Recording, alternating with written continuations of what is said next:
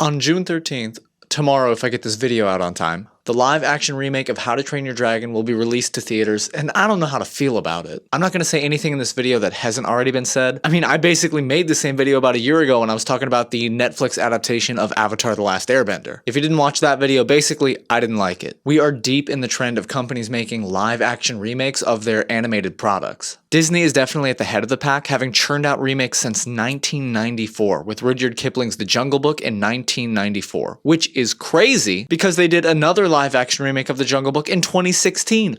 Who is asking for more Jungle Book? And each movie is received pretty much the same way. Everybody complains about it online, and then the movie makes a ton of money, so they make more. Mulan, The Lion King, Aladdin, Lilo and Stitch. It is genuinely sad to see a whole generation of kids growing up with bland, lifeless, colorless remakes of movies that 100% shaped who I am as a person today. The animation, storytelling, music, characters of all these original films are a masterclass in how to tell stories with heart and passion. Apparently, Disney has announced that they're halting production on any more live-action remakes after the disappointing performance of Snow White at the box office, which would be great, but I definitely have my doubts. And even if Disney does drop out, the movement is still going strong. Other companies like Netflix and now even Dreamworks are jumping on the trend. Disney has made some of the best and most nostalgic movies ever, but Dreamworks can be held on the same pedestal. My favorite movie of all time is Kung Fu Panda 2. I think Dreamworks has this amazing ability to make a movie that is so goofy on premise, but put so much heart into it that you forget that it was made for kids in the first place. And then you have the breathtaking animation, the phenomenal scores, and everything else that goes into making a movie great. Kung Fu Panda should not be as good as it is. It's a panda that does kung fu, played by Jack Black. No hate on Jack Black. School of Rock is one of my favorite movies as well. Now, is everyone nice and pissed off? Yeah! Good! Time to write a rock song! But you see the trailer or look at the character designs and think, oh, this will be a cute little fun movie. And then you are emotionally destroyed by a story about choosing to believe in yourself and understanding that you were always good enough. Which that theme carries through all three movies, by the way. Not many trilogies, animated or not, can keep that strong of a theme throughout. And yeah, I said trilogy. We don't talk about Kung Fu Panda 4. Madagascar, Shrek, How to Train Your Dragon, all of these franchises do this. And now, coincidentally, with the opening of the Isle of Berk Park at Universal Studios, Dreamworks has decided to make a live-action remake of How to Train Your Dragon. The only difference is all the heart is gone. Pull up a side-by-side comparison of a frame from each movie, or even the posters. There's so much color in the animated version. Characters have exaggerated facial expressions and over-the-top designs that tell the audience who they are. These two characters are twins, but just on the visuals, you can tell who they are and how they're different. Not only can you tell them apart, you can tell what they're like. Now here are the live-action twins. Wow, I know them so well, it's like we're best friends. The live-action version has no color, no point of view. The world doesn't look exciting. The dragons look good and well animated. The team tried to stay very true to the original designs, but they don't fit in a world of real people and things. It's jarring, and I can't convince myself that Toothless is really there. It's just an actor on a stage looking at a tennis ball or something. And here's the thing.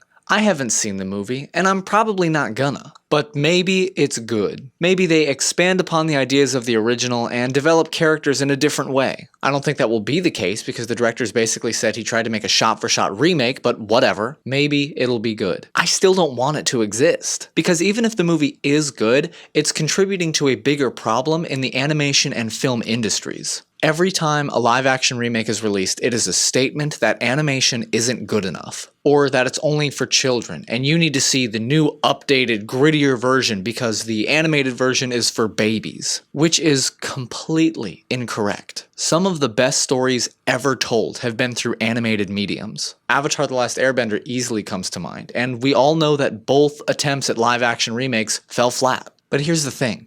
Every time a movie is released and it does well at the box office, that's a proof that the statement is correct.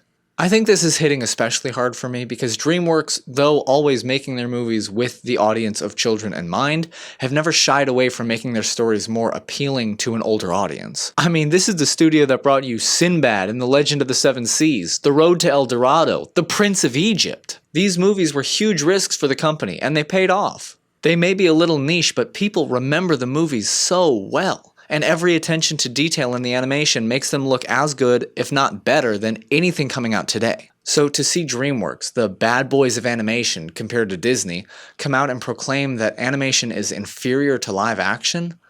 really sucks. Making a movie of any kind is hard, but making an animated movie is hard. The stages of writing, casting, rehearsing are all there, but the animation process adds years to the production. Whether it's 2D, 3D, stop motion, animation is a meticulous process where every detail needs to be perfect. And if live action remakes keep outperforming new animated films and keep turning away audiences from the originals, it's not going to be worth it to make anything new. It'll be too much of a financial and time gamble for any company to justify making animation. And I say live action in quotes because those movies themselves rely so much on animation. The live action Lion King is an animated film. Stitch is animated. The only good-looking part of How to Train Your Dragon are the animated dragons that were specifically designed to look exactly like the animated versions of those dragons. I'm just kind of sad about it. We've been having these live-action remakes come out for 2 decades now, and it doesn't feel like it's going to slow down or stop anytime soon. And I don't really know how to do anything about it. Like I said, I'm not going to go see How to Train Your Dragon, but I'm sure a lot of people are, and I get it. If you have kids and a family,